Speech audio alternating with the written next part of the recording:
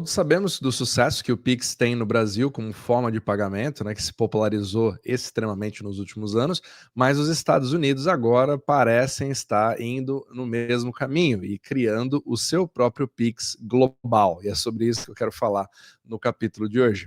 Então, primeiramente, a gente tem aqui um movimento interessante do Pix, né, até da parte política de toda essa questão da Magnitsky, etc. Eu não estou aqui para entrar em nenhum tipo de lado, mas ver o movimento, né, global que o próprio Pix vem fazendo. Essa foto aqui, ela não é no Brasil, ela é em Portugal, né? Por exemplo, supermercados como o Continente, para quem mora em Portugal, sabe que já pode começar a aceitar, né, fazer pagamentos via Pix. E também alguns locais como Buenos Aires, etc. Então você vê como que existe uma expansão internacional do próprio tipo de pagamentos brasileiro como o Pix e vem sendo reconhecido em várias plataformas ao redor do mundo.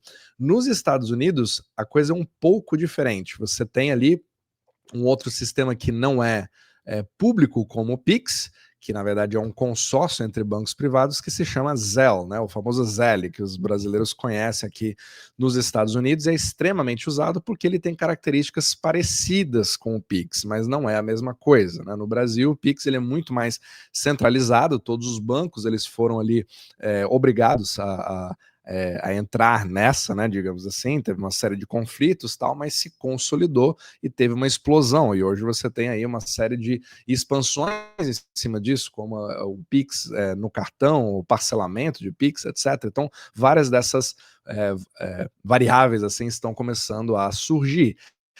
Agora, o PayPal, ele é um pagamento que, em princípio, ele é feito somente nos Estados Unidos e ele também concorre com outros, porque ele é privado.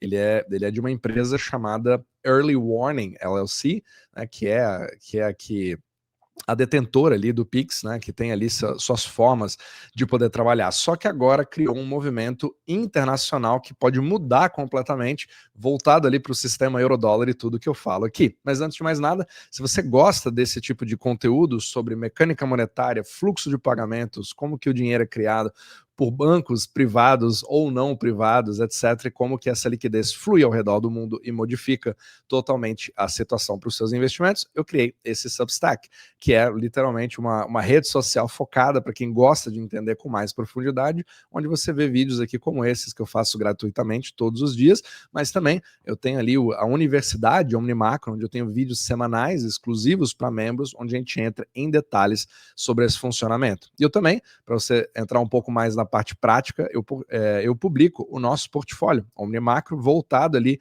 para os ativos que estão sobrevivendo a todo esse caos do fourth turning, né, de toda essa questão que nós estamos vivendo agora, na mudança de regime monetário mundial. E você pode acompanhar todos os resultados gratuitamente e membros podem ver exatamente as movimentações feitas nesse portfólio, que desde o dia 4 de abril está acima ali dos 20%.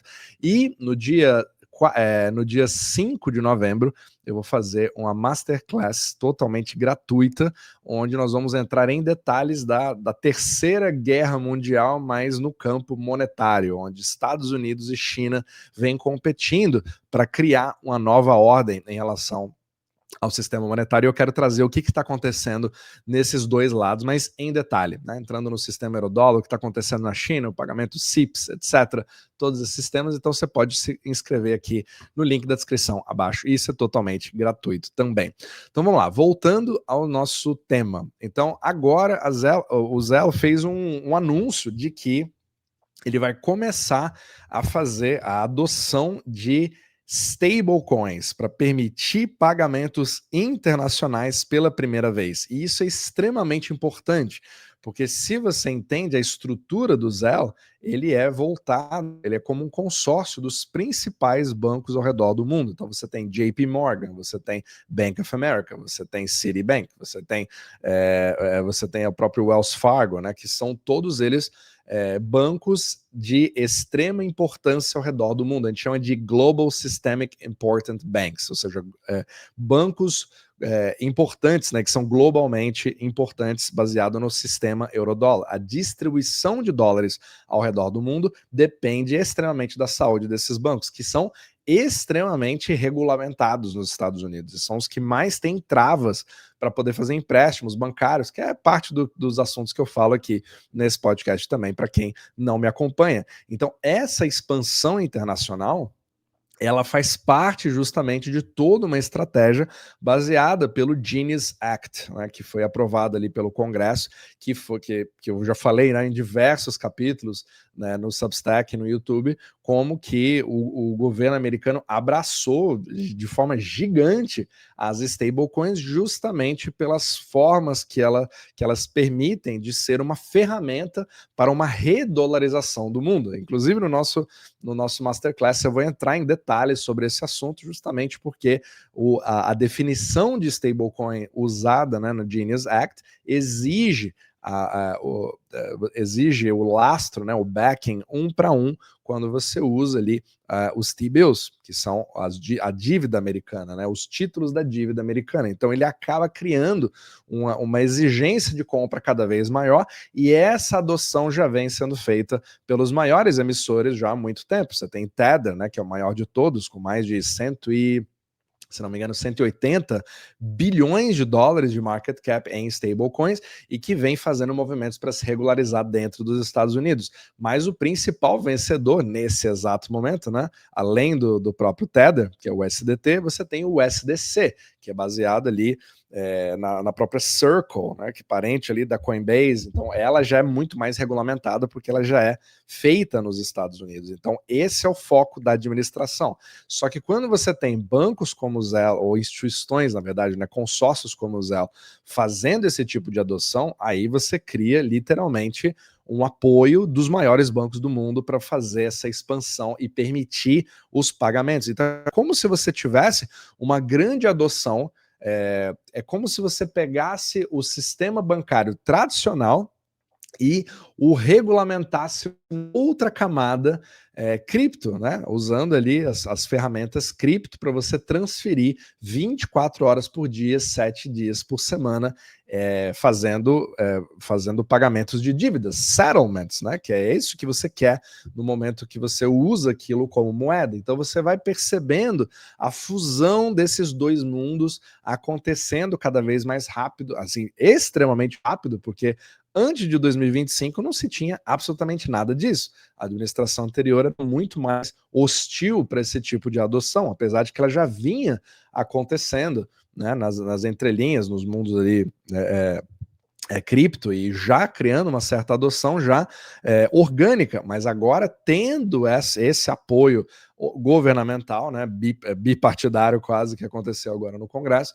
você acaba mudando completamente, a passos largos vai criando esse processo de dolarização e de digitalização dos sistemas bancários, mas agora nos trilhos cripto. E o mais interessante é que também passou bastante despercebido, mas se você volta para o sistema tradicional, que a gente chama de TradFi, né, nos Estados Unidos, né, você tem ali o DeFi, são as finanças descentralizadas, e o TradFi, que é como os bancões, como você faz todos os seus pagamentos. Então hoje você tem aquele sério problema de criar uma ruptura completa, porque os mercados param na sexta-feira, a partir das 4:30 da tarde, e você tem ali também a não possibilidade de pagamentos acontecerem durante os fins de semana para determinadas transações. Então, por exemplo, no Brasil, não sei se vocês lembram, né, mas o Pix revolucionou o Brasil, talvez seja um bom paralelo. Você tinha o TED, o DOC, etc., e todos eles são baseados em dias úteis, né? Vocês podem até me falar se isso ainda existe ou como é que está funcionando no Brasil, que já faz um certo tempo que eu não acompanho essa parte, né? Porque o Pix dominou tanto. E o mesmo processo acontece nos Estados Unidos. Você pode fazer o Zelle nos fins de semana normalmente, mas tem uma série de limites, e grandes pagamentos são feitos pelo Fedwire, que é justamente como se fosse ali a TED brasileira, né? É um paralelo, não é exatamente a mesma coisa. E esses serviços são serviços que não conseguem ser feitos durante os fins de semana. Só que agora você está vendo o Fed, né, do Federal Reserve Board, ele anunciou que vai começar a expandir os dias de operação desse tipo de pagamento, que é o Fedwire Fund Service e o National Settlement Service, o NSS, que são totalmente tradicionais. Só que agora, no intuito de permitir que isso possa incluir domingos e feriados também nesse tipo de pagamento, que é uma coisa inédita. Então você vê o benefício sendo trazido ali dessa questão do Genius Act das stablecoins e fazendo com que o TradFi comece a se nivelar. Então você percebe uma fusão desses dois tipos de pagamento e isso pode revolucionar como que a adoção de criptos, mas também a forma de pagamentos, né, possa começar a acontecer agora em sábados, em domingos, em feriados, e você começar a ter uma movimentação muito interessante. Então vai ser bem legal ver aí a cena dos próximos capítulos, apesar de ter sido um anúncio e isso ainda não ter sido feito oficialmente. Eu imagino que a partir do momento que você tem uma stablecoin, você possa criar uma adoção internacional via aplicativos ou carteiras, não sei que tipo talvez de propriedade, se vai ser sob custódia ou autocustódia, então tudo isso vai ser respondido ao longo do tempo, mas com certeza é um passo extremamente interessante, principalmente pelo fato de que mais de 95% de todas as stablecoins são lastreadas no dólar, dando aí talvez uma sobrevida ao sistema euro-dólar 2.0. Então a gente vai entrar muito em detalhes, né, na Masterclass. Você pode novamente clicar no link abaixo para a gente entrar nos detalhes dessa forma ali de tentar uma expansão, né, ou pelo menos uma extensão dessa dominância norte-americana.